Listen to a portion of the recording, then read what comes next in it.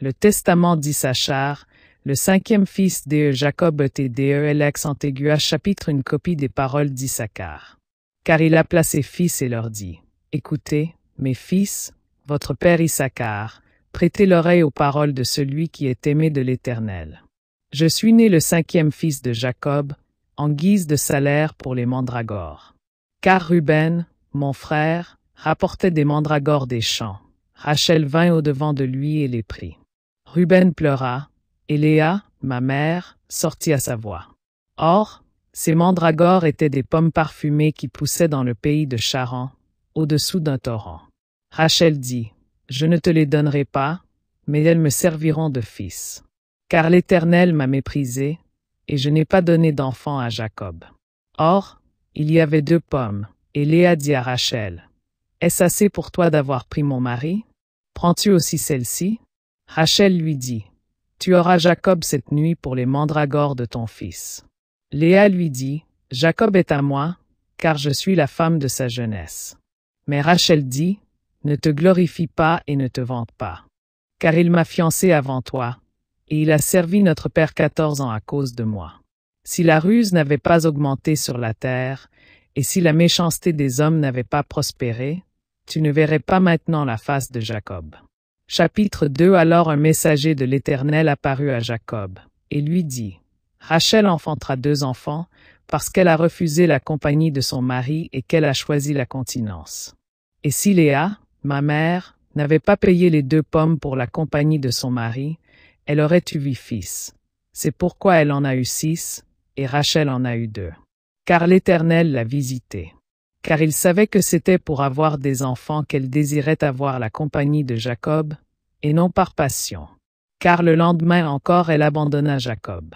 C'est à cause des mandragores que l'Éternel exauça Rachel. Elle en avait désiré, mais elle n'en mangea pas, mais elle les offrit dans la maison de l'Éternel, et les présenta au prêtre du Très-Haut qui était alors en poste. Chapitre 3 C'est pourquoi, mes enfants, quand je suis devenu grand, j'ai marché dans la droiture de cœur. Je me suis mis à cultiver la terre pour mon père et mes frères, et j'ai rapporté les fruits des champs selon la saison. Mon père m'a béni, car il a vu que je marchais dans l'intégrité devant lui. Je ne me suis pas mêlé de mes actions, je n'ai pas été envieux ni malveillant envers mon prochain. Je n'ai jamais calomnié personne, je n'ai pas blâmé la vie de qui que ce soit, je marchais dans l'intégrité d'un œil. C'est pourquoi, à l'âge de 35 ans, j'ai pris une femme, car le travail épuisait mes forces, et je n'avais jamais pensé au plaisir des femmes, mais le sommeil m'avait envahi à cause de mon travail. Mon père se réjouissait toujours de ma droiture, car j'offrais à l'Éternel par l'intermédiaire du sacrificateur toutes les prémices des fruits, et je les offrais aussi à mon père. L'Éternel a multiplié par 10 000 ses bienfaits entre mes mains, et il a multiplié par 10 000 ses bienfaits. Et Jacob, mon père, savait aussi que Dieu était favorable à mon célibat. Car, dans la simplicité de mon cœur, j'ai distribué les biens de la terre à tous les pauvres et à tous les opprimés. Chapitre 4 Et maintenant, mes enfants, écoutez-moi, et marchez dans la simplicité de votre cœur, car j'ai vu en lui tout ce qui est agréable au Seigneur.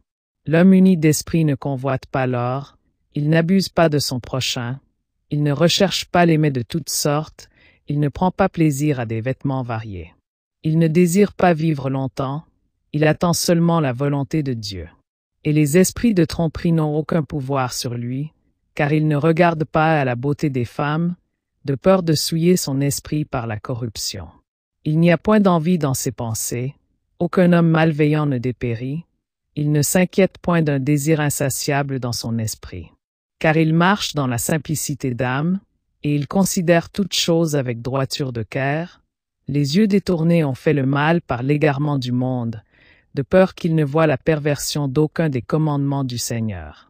Chapitre 5 C'est pourquoi, mes enfants, observez la loi de Dieu, et vivez dans l'innocence, et ne vous mêlez pas des affaires de votre prochain.